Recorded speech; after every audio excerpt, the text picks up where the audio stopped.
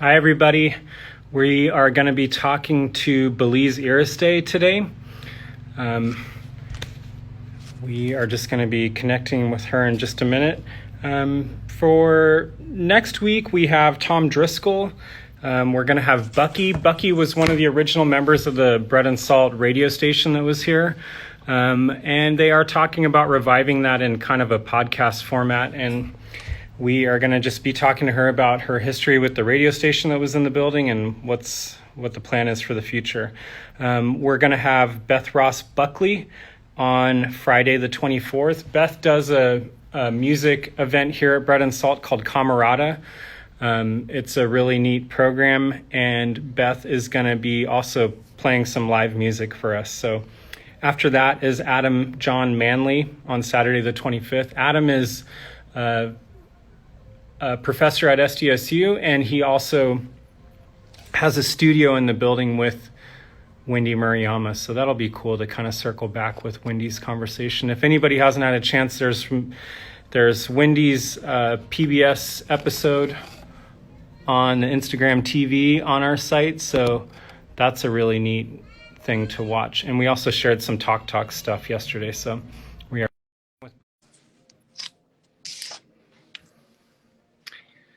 And just a reminder, there's a question mark icon down at the bottom. You can use that to ask questions. It's the best way to get a question to us because sometimes they get lost in the comments. Hi. Hi. You're very clear. I'm happy to hear that. I'm realizing that you're at your studio in Valle de Guadalupe. Is that right? Yeah. Yes. I'm very happy too, because I had a not good connection in the morning, so I was started to worry, like, oh no. You know, we are living in a very rural area of Mexico, where in the vineyards where the Guadalupe Valley, and it's very nice and beautiful and everything, but there's not much service. The government doesn't put any service here. Right. I've seen people in San Diego that have worse connection right now than I can see you. But yeah, great. I misspoke yesterday. I've been to your studio, but I said Tecate. I don't know why. It was just in my brain when I was kind of explaining where you are. But so is it technically in the Guadalupe Valley in Baja where you are? Yes. Actually, we are at the entrance of the valley, and we are the first compound, rancho. Yeah. That is. But if you are coming through Tecate, we are the last one. So it depends from which way you come, from west or from east. So. Yeah, it's funny. I've done that drive multiple times now. One time to go to your studio, and I went through Tecate, and it feels like a long drive going that way. But then I've also done the drive coming up from Ensenada and going into the valley through the backside. Yeah. It's incredible down there, especially that drive from Ensenada going north through the valley. It's just like, it's an amazing view and it's beautiful. Yeah, so we are very lucky in this spot because our neighbors are one of the oldest and biggest producers of the national Mexican wine. So they have this beautiful, we are looking at their vineyards, and we know that we're not going to have any building in front of our, of our land, and it's been quite pleasant that way. Yeah, I'm sure we could definitely, I want to get into that later too about, what it's like being and seeing all this development down there.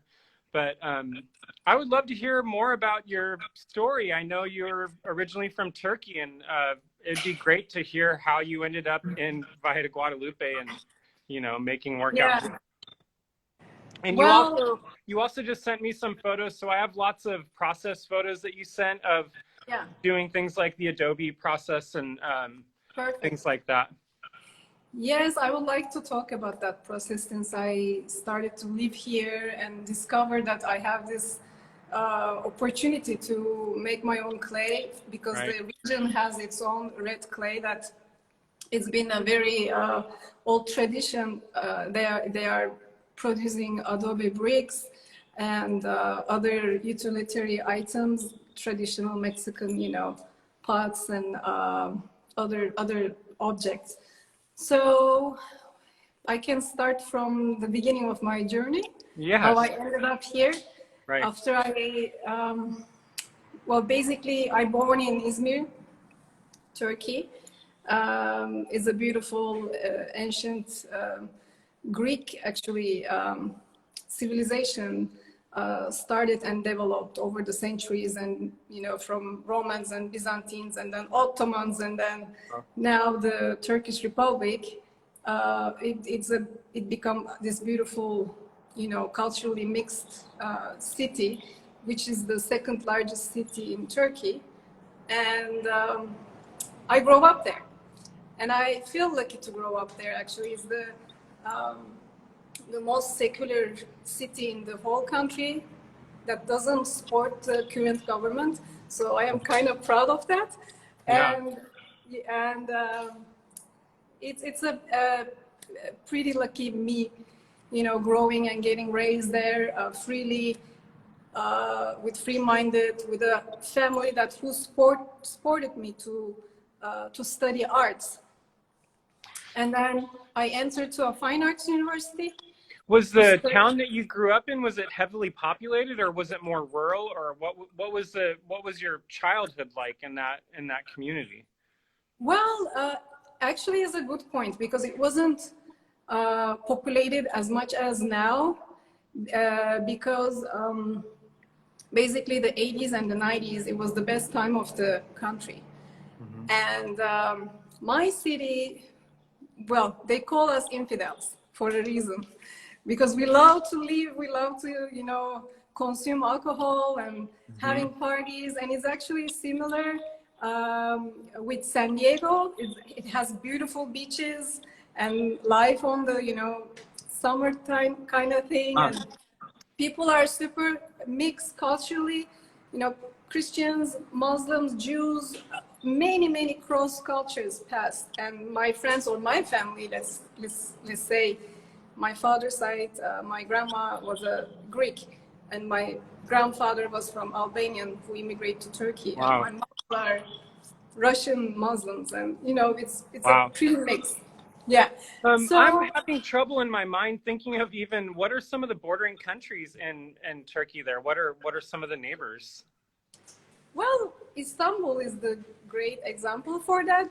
You are surrounded with all these borders on the west, and the east part of the country is pretty far for us. We are on the west coast, right? So the whole east, where Syria, Iran, Iraq, they are pretty far, and it's a very different, actually, also cultures that they are living people and traditions there than where I am from. So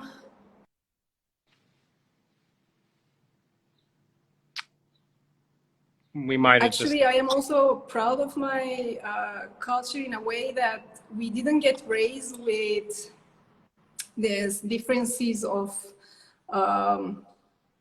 colors between, so it's people. big, diverse community. Yes, seriously, we don't know about it. When I moved to US, I started to realize that, even myself, in my personal, with my accent or this, was it like a public school system that you were going to, or what was the kind of dynamic for early schooling? I was able to go to a private school. It was a French Francophonie school that I studied French for my 8 years complete. Wow.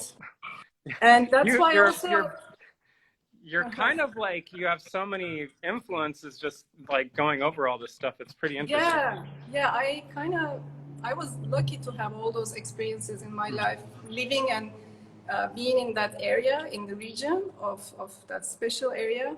And that's why I'm saying I had so many Jewish friends and Christian background, and Sephardites, the Spanish, who had to run away and came to Izmir to live. And I had very good childhood memories with all those friends.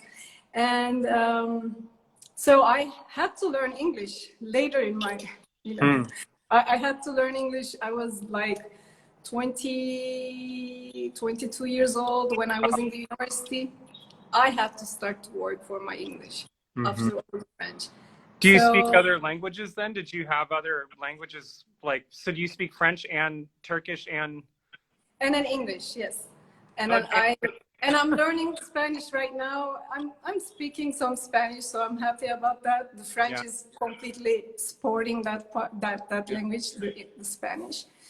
What did So, your parents do, or did you have artwork in the home? Did they collect things, traditional items, or what? You know, you have this big influence of learning traditional methods in ceramics, but did you yeah. have that in the home, or did you have any collecting going on, or artwork, or?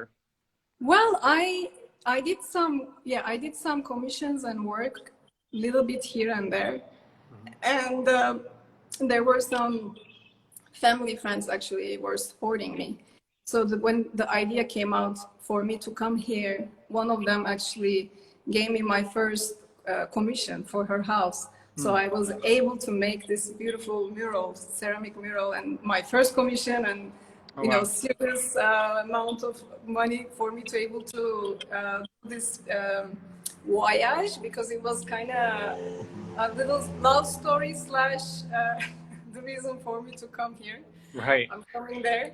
So yeah, I had a sport in a very good way, and my teachers and my colleagues, we have worked that we trade to each other actually. Mm-hmm. Yeah. So, getting back into your education, did you have a goal in mind when you were going to university?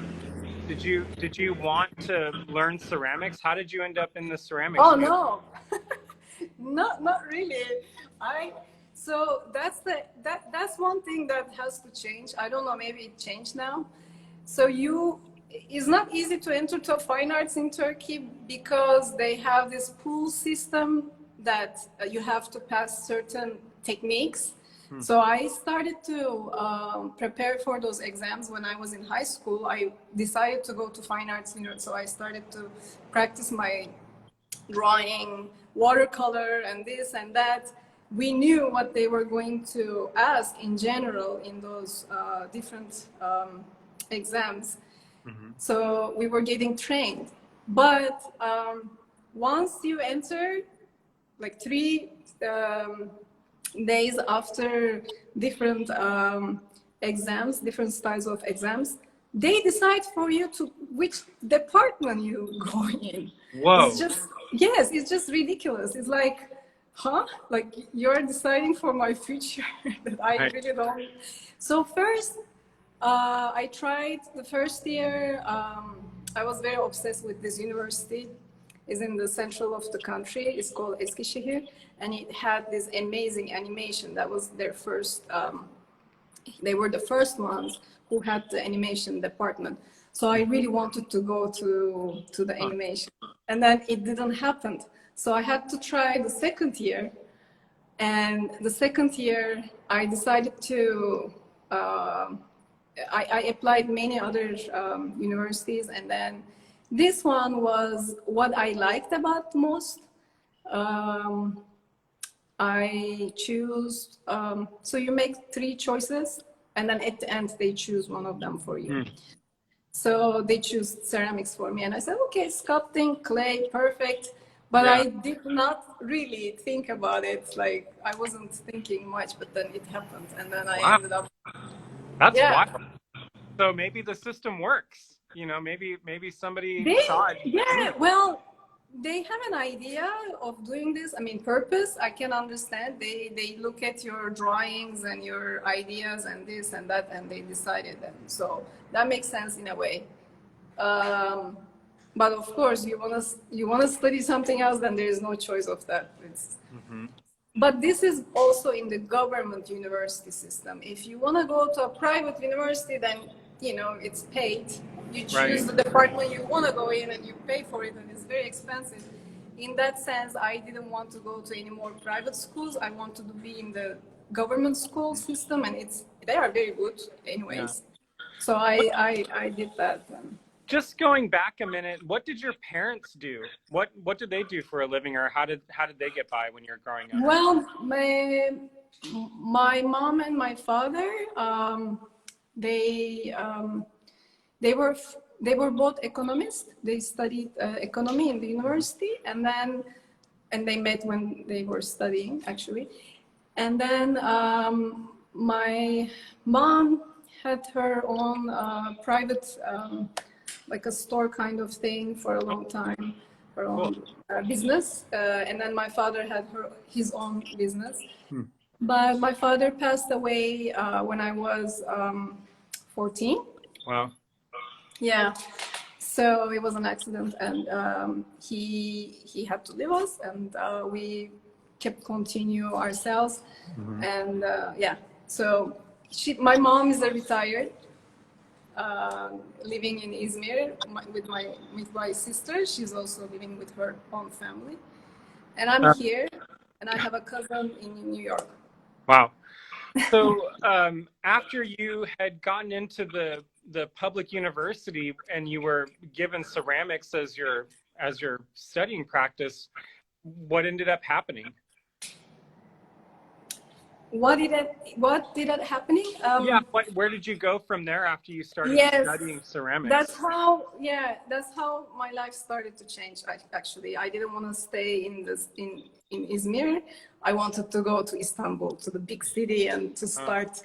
And then my dream when I was in the school, I started to discover glass.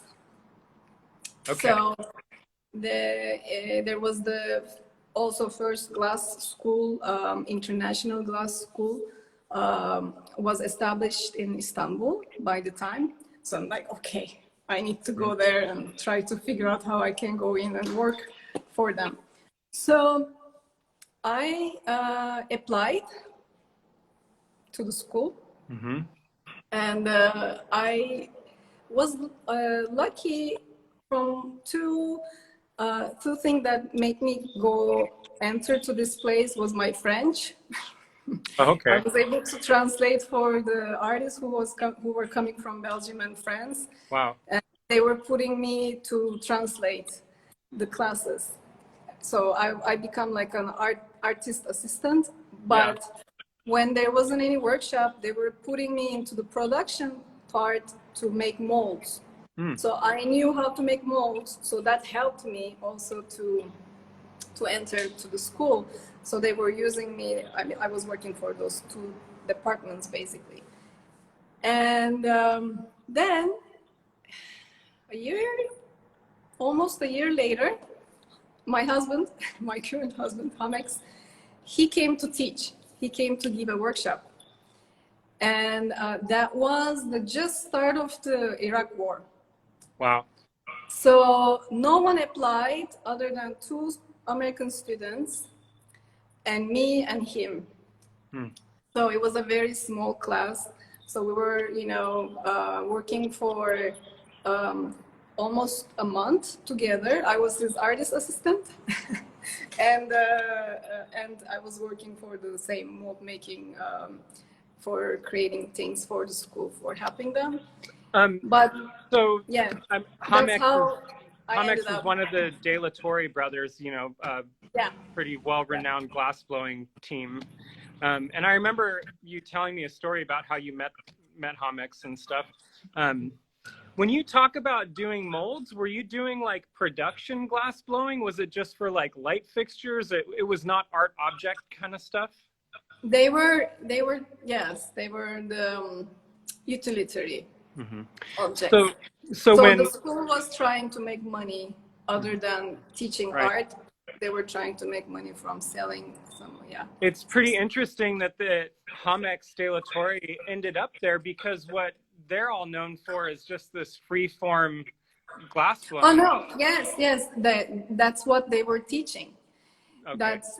They were teaching the blowing glass. The school was based on teaching actually blowing glass, and apart they had the production for flat glass and fusing, and then to create the utilitarian object to bring the money in to to the school.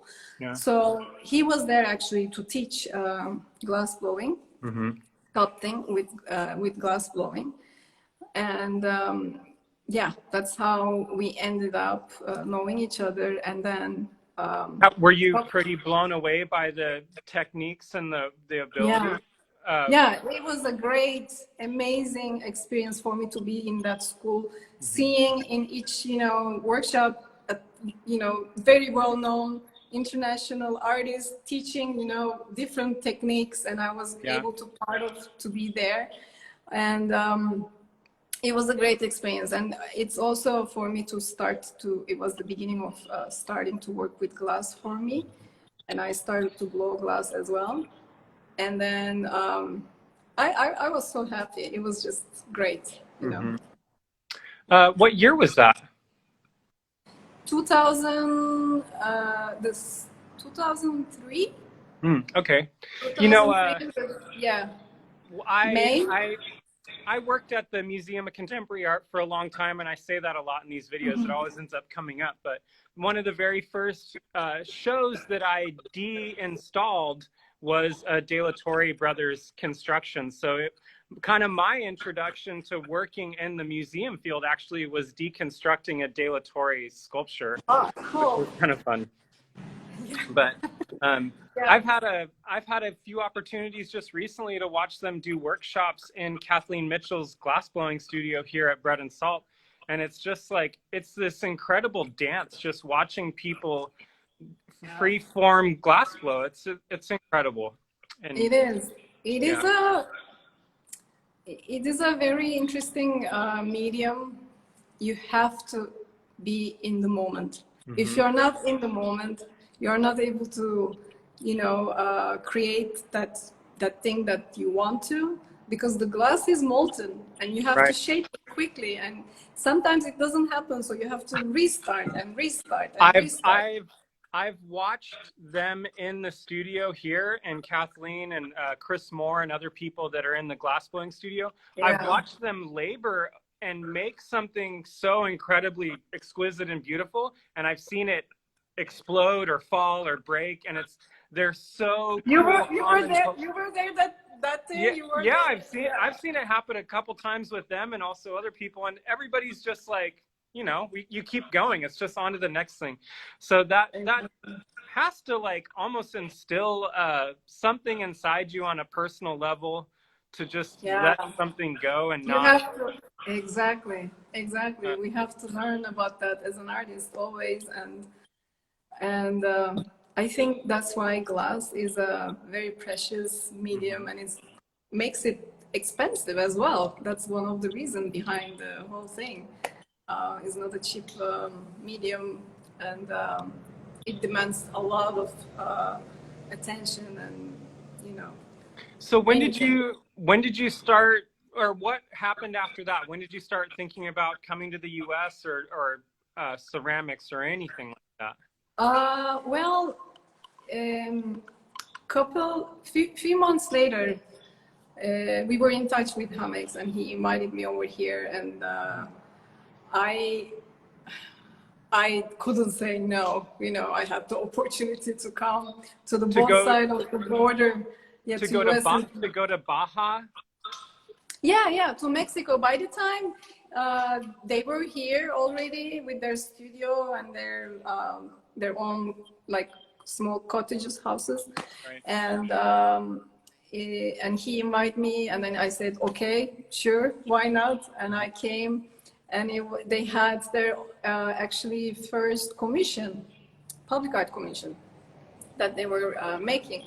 So it was a great experience to be here, and I had a little bit chance to find to help them paint and glue things, and it was amazing. It's what piece was that? Where is that artwork, or where was that piece?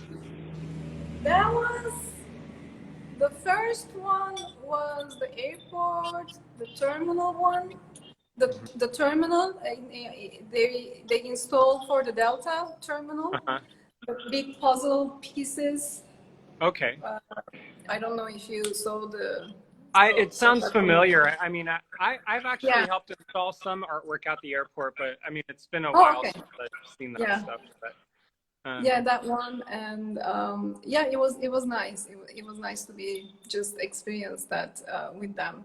And then I came here for a month to visit, and I just stayed 8 months, and I become illegal in Mexico. my oh, my visa was you overstayed your visa in Mexico. yeah, my visa was ended. So, and we went to the immigration office to ask, like, can we extend this visa? Oh, they're like, no, you can't. It's impossible. And we are like, okay. We were just going out, and then the officer was like, can you come here? He pointed up to Hamex, and he took him to the office, and he said, you know what? If I had a Russian girlfriend, I would just let her to stay. They were They always so think that I am Russian. Sorry?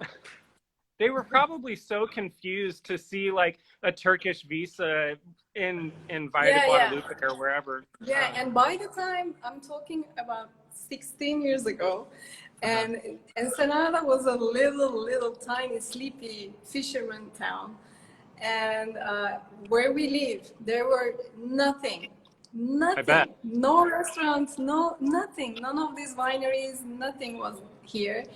Super lonely. So, anyways, things were also very interesting by that time. So we said okay, and then he said, before you leave, just make sure you come here so I can make a note on her visa so she can be deported, basically. Wow. So yeah, it was a funny story. So that's 8 months later when I was living. That's the love story. He proposed to me, and I went back home, and then things started to change, and we applied this time through US. Our lawyer friend gave us a really good advice. So with the fiance visa, so I came through US a year later, and through US to San Diego, and I started to live in San Diego. That must have been so weird coming to this region for the first time and ending up in Baja and then making plans and then coming to San Diego. Yes, and then another adventure started, because when I was here, I wasn't able to cross the border to go to San Diego. I had only Mexican visa. They didn't give me US visa. So this time I was coming to San Diego directly. So it was like, okay, now it's starting again in a different way. Just to kind of give people an idea, how many hours south is it in Baja California from San Diego? Yeah, Ensenada is 1 hour, 10 minutes south of San Diego after you cross the border. The border city is Tijuana. So it's a beautiful scenic road that you can follow, very well made. Beautiful. Yeah, beautiful drive. And then you end up right away, the end of the scenic road brings you to Ensenada. Yeah. So where does that leave us in your kind of timeline? So at that point, did you move to San Diego, or you were going back and forth between San Diego and? Yeah, so we were living in San Diego more first 8 years. The first 8 years of my moving to North America, basically, and then when we were coming back and forth. And meanwhile, we were extending our house to make another extra room for me to have a small studio, so I can able to work from this in this space to create some artwork. So I started to work right away to create things, to able to show and what were apply for projects and stuff. What were you looking to create, or were you just going back to glass blowing, and were you just trying to get? So what happened is I met with Kathleen at UCSD by the time there were craft. I can't remember the name of it. Yeah, she just talked about that. UCSD had she used to teach there. Yeah, and we did an interview with Kathleen, and I forgot the name of that. Kathleen might be watching. I don't know. But, yes. Yeah. So I was her student. Oh, wow. I wanted to learn more how to blow glass, and Kathleen was my, teacher. And then we started to talk. We had great month working with glass. Mm-hmm. And then when I told her that Hamex is my husband, she's like, "Really? No way!" Yeah. I love him and his work, and so we become good friends. And then she went to Turkey to this school where I worked to Whoa. teach.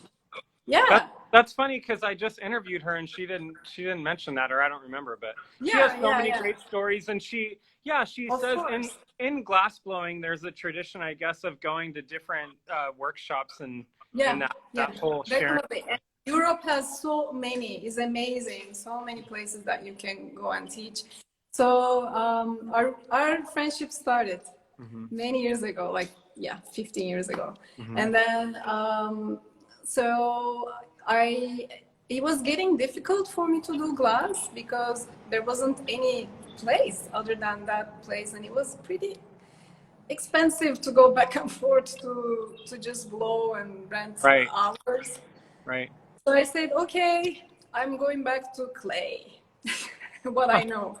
So I started to work with clay again, but this time it was a open-minded for me because I studied the traditional ceramics with all these restrictions of painting and doing this and, very traditional ceramic making mentality.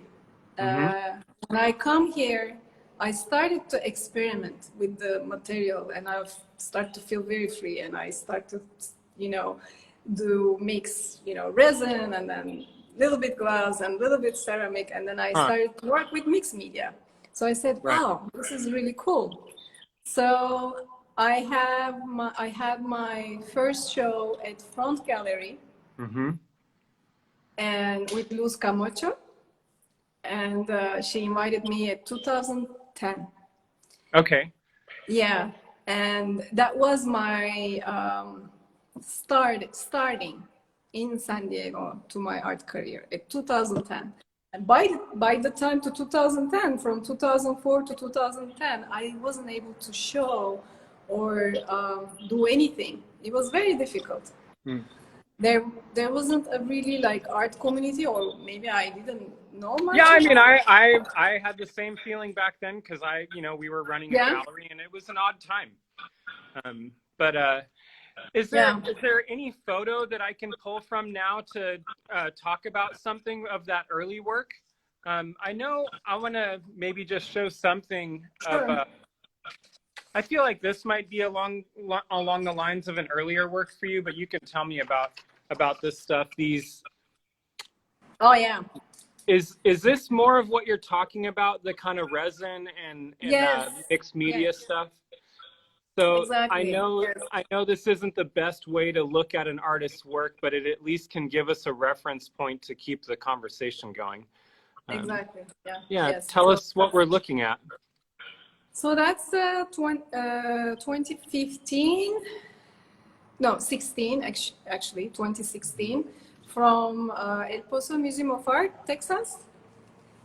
That's my first museum solo show. And I decided to make an installation piece in the gallery of the museum. And I made 500 resin minarets, cast minarets. So what is a minaret? Exactly. The minaret is right there. Yes, you are seeing in the invitation of the show. What is minarets? Minarets are basically buildings that are, attached to a mosque where the Muslims goes to pray, and it's a tower, and the prayer goes all the way up to the top part to pray, and the public listens the pray. So this minaret, the tower, it's basically a religious symbol, and architectural religious symbol. So I know you've told me in Turkey, when you go back there, you look out on the city and they're everywhere, right? Oh yeah, they have been everywhere. Yes. So They are always everywhere, but with the current government 15 years ago, when the government changed, we had many changes. So that was one of the things. Every year when I was going back to my city, I was seeing, you know, through the airport, through the airplane, when you look at, it was just more and more every time when I visit my country. So that was, you know, we were leaning towards to the right side. So, and it was the one of the thing to build mosques in every other corner was a fashion for a while. So I decided to use this this architectural, you know, piece of object to refer with these, you know, the changes that my country went politically over the years. And it's been representing for me what the structure is. So when you see the piece, actually I have the actual piece with me here, right here. Show you. So this is, oh wow, this is the piece, yeah, this is the piece that we are talking.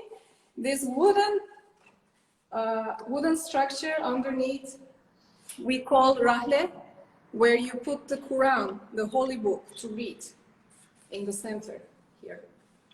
So I brought this original one from Turkey, and I wanted to create this piece with the minarets inside, where the, you know, the cast, I made a mold of it, and then I cast this each pieces, and you know, they are like teeth sharp at the beginning.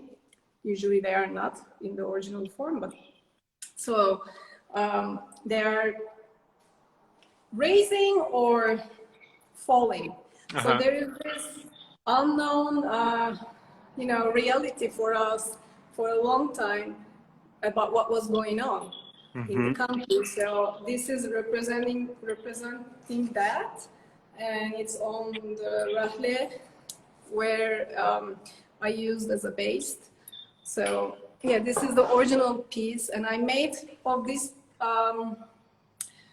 like hundreds of them with 500 cast minarets inside installed, and I wrote on the floor of the gallery oku, which means read in Turkish, where the also the first word of the Quran, when you open the Quran, it starts saying read.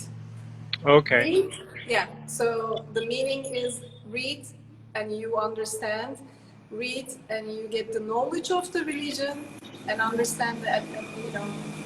Sorry, I have some traffic going on today, Saturday. Yeah, you have a busy road outside. Yeah, but I have highway. Just to kind of show another piece too. You obviously have a lot of influence from living in Baja, and you're delving into different materials. Can you explain this massive votive piece?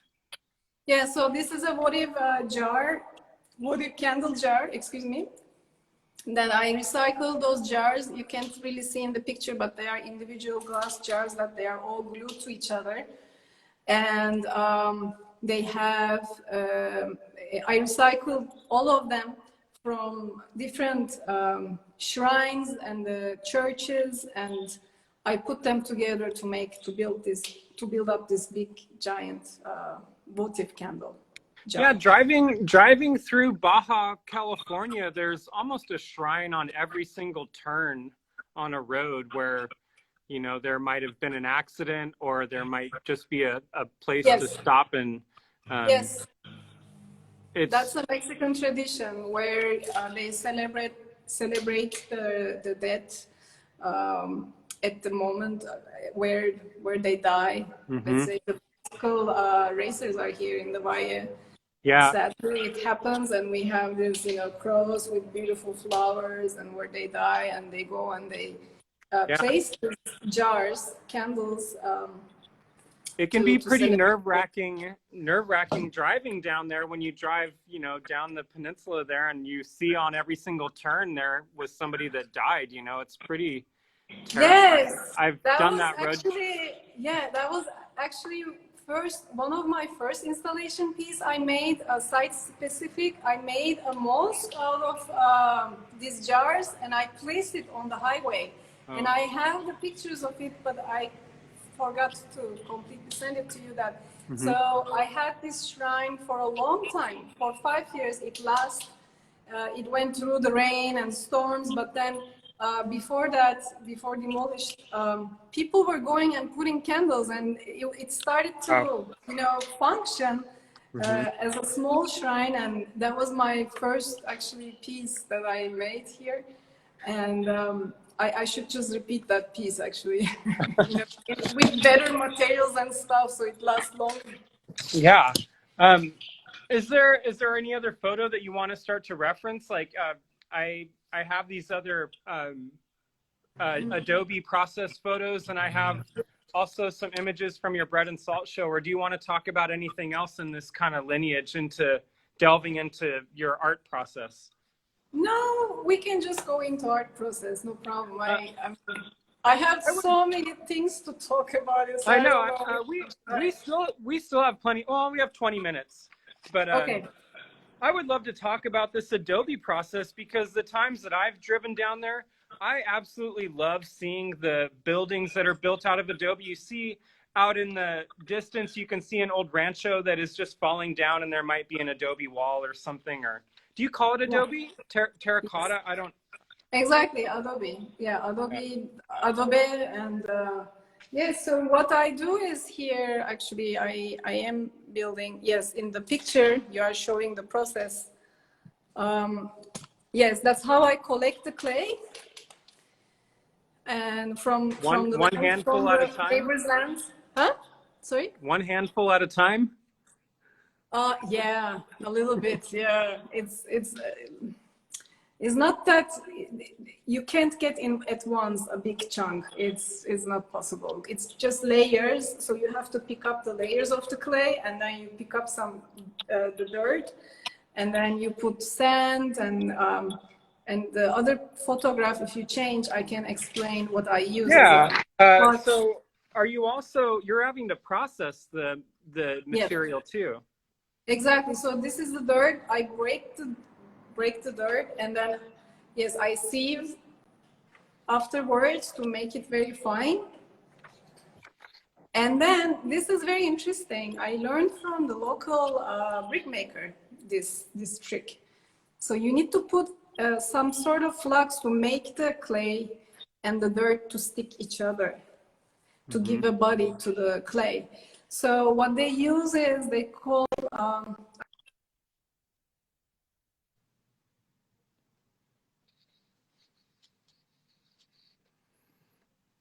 Oh, I think we just lost connection for a second. Hopefully it comes back. okay, we are back. Yeah. You were just saying that the material that you add to the clay, what is it? It's a cat's tail. It's one Okay. of yes, it's a plant that lives nearby the river, Wow. and they have this long center that it's very fibery. You just Right. break it down, and it's just very thin fiber. So you use that to give the clay a body, a strength. Yeah, and then you mix the water. You mix everything together, and it becomes this beautiful red, bright red clay. Yes. Yeah, I mean, just the thought of collecting it all by hand. So you're doing a little bit of geography. You're also trying to go and find where the Yeah, clay layer is. So do exactly. you and you I've been to your ranch there, and you have these areas where you have set up for processing all that stuff, right? I mean, you're collecting this stuff from your land at your home, right? Yes, for individual pieces, I do that. Yes, that's the way we mix the clay and make it into a nice body, turn into Mm-hmm. a body of clay. So I don't use that for you know, repetitive installation pieces. When I need to make more, I am asking for help, like this one. So I did create this with the help of the local brick maker. So he's helping me to make the mixture, because he has his land just on top of a clay bed. So he can prepare big batches for me. So I remember when you were doing the bread and salt show, you also had traveled at that time, and you know, this tradition of, I guess, brick making or cement and all that kind of stuff in different cultures have, you know, it's been around since the beginning of time, people making a brick unit by hand. And there's an image that we had shared a long time ago of you stole a brick from a wall, I think, in Turkey, right? I still steal some bricks from the countries that I go visit. So but it's basically the same technology, right? It's this unaltered. Exactly. Yeah, it's a really beautiful kind of poetic thing.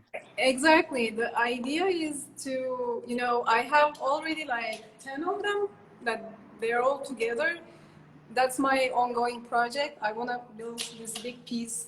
Hopefully I can travel more and I can bring, but also a couple of my friends brought me as well, so some bricks from different. So what does the airline security say when they find Oh, nothing. It's like taking, yeah, it's like of course it looks weird. I had to be checked in the security in Slovenia. They made me, because I had this big, you know, Adobe brick that I was going to be part of the biennial in Ljubljana.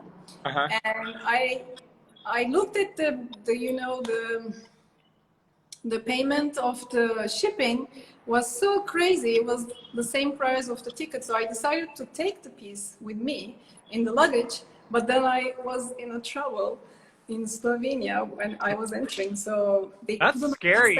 You know, why? I would be so worried that somebody might want to damage it and open it to see if there was a contraband or something. Exactly. And I wrote to the museum. I said, I am bringing the piece with me, but you know, if they want to see what's really inside, because it's a huge, thick, you know, 10-inch thick, 24-inch wide, and it's solid. You can put a ruffle inside, you know, gown or something. Right. Whatever you can put inside anything. So but I went through after I explained to them and everything that. Yeah. And where does that leave us right now? I want to talk about your show at Bread and Salt that you did. Yes.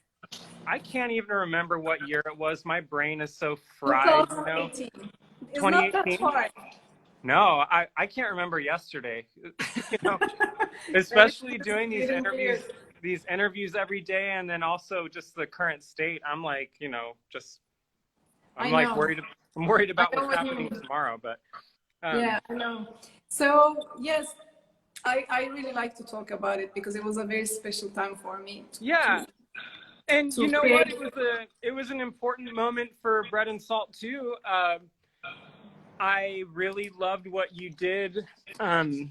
Part of what we do at Bread and Salt is we try to just, you know, we don't have a big budget, if any budget at all, most of the time. So we kind of rely on the artists to just kind of pull from their resources and be creative and come up with ideas to kind of create a really good solo exhibition. And you had this idea to use casting slip. Is that what it is on the that you poured on the ground? Yes, it is porcelain. It's a porcelain porcelain casting slips. It's just regular casting slip clay. It doesn't dry white as porcelain. So I just wanted to create the difference of from the floor, because it was going to dry gray as well as the floor color was. So I wanted to use white, and then when it was going to crack, like in the picture, the cracks were going to be more dramatic.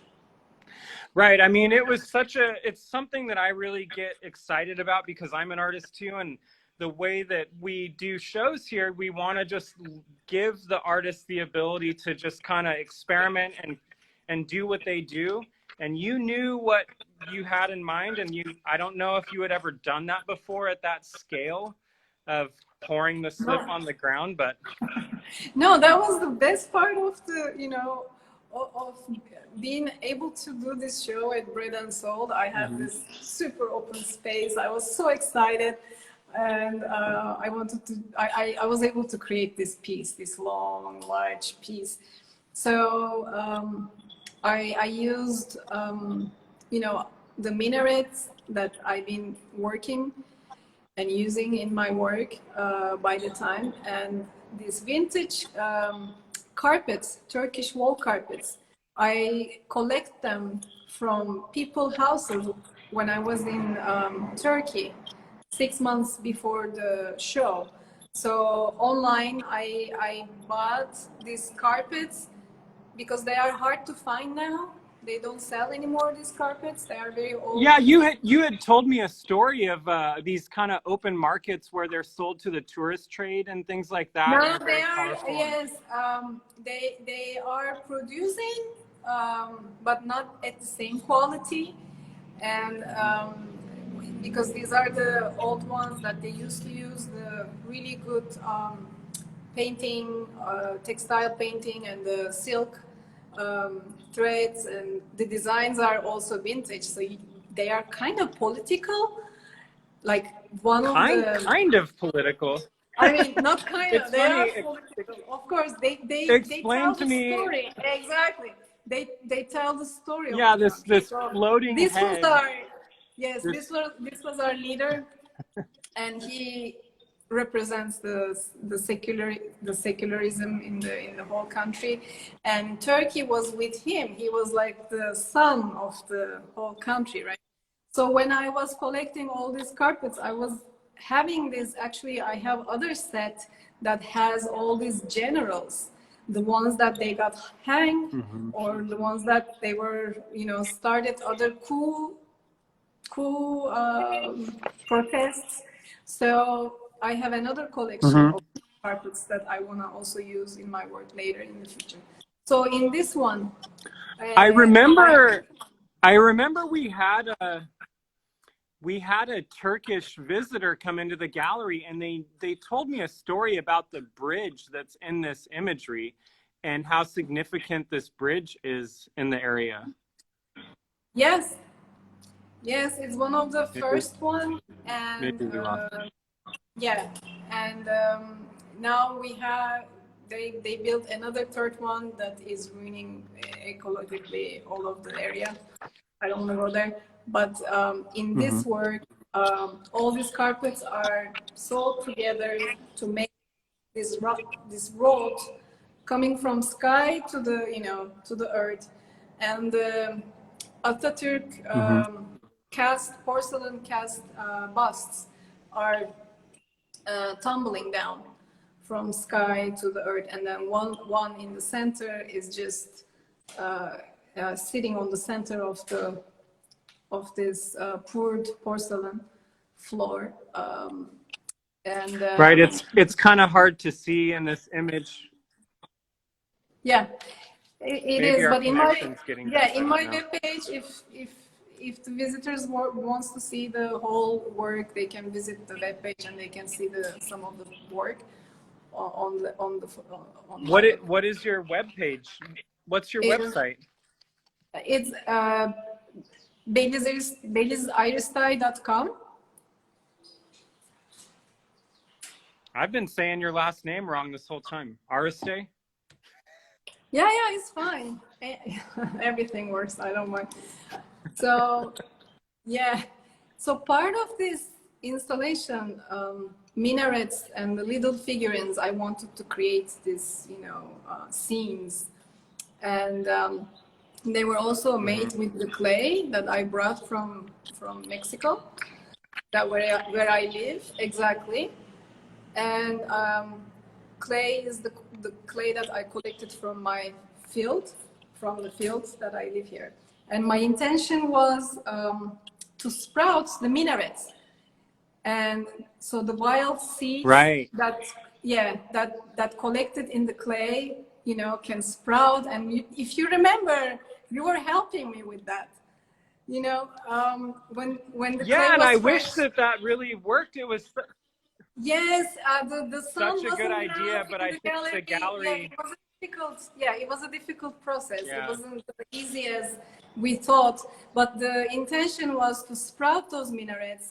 And you know, that was a very interesting week for us, because it was the election week. So we were hoping that everything was going to change, and you know, the current government was gonna change, and everything is gonna go back to, you know, how it was. And we were like so excited that week, and I was like spraying all those minarets like crazy to sprout. And I was like, yes, Right. it's gonna happen. Everything is gonna change. The minarets are gonna sprout. And, Yeah. you know, I had this big hope. Of course, it didn't happen, but so Right. And, you know, we yeah. So just have a kind few of. minutes here, and I'm just showing Oh yeah, this last image that I have here. yes, the piece that I showed at the gallery, the Sultan while smelling a rose, the name of the piece, and it's also talking about the actually U.S. Current government. So, and if you look at carefully, the Sultan is Mr. Trump smelling a rose and watching the border Yeah, he wall looks a little building familiar. up. Yeah, yeah. Yes, so exactly. I have a question here. What was done with the porcelain slip after we scraped it off the floor? Yeah. Yeah, we we pulled out 3 layers of the floor when we were scraping, and yeah, it was like yellow, red, and gray. I was seeing the painting of those years that has been put on the floor. Yep. Yeah, and I'm using those. Yeah, Actually. the building has. Oh, cool. So I just want to finish this up, because we're gonna get kicked off here unless we make it a 2-part video. But Okay. what has it been like dealing with the virus down there? I know that you weren't feeling well recently, and Yeah, I think we went Can you hear me? through. I went through in March 28th. It started the symptoms, and later on, you know, my husband started, and my son was sick in February. That we didn't know by the time that it was maybe the, you know, virus. So it was a. Here in Ensenada, there is only 400 cases still.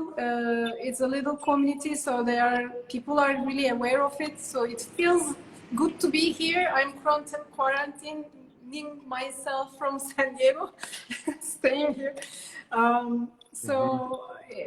But it was a little difficult 3 weeks with the symptoms that I have allergic asthma that it triggered, and I had pneumonia, so I am really needed the time to recover. You know, I think we should end this video, and I'll re-add you because it's going to kick me off. There's a timer for 1 minute. Okay. Let me end this video, and I'll re-add you. So make sure you get back on, and we can keep talking.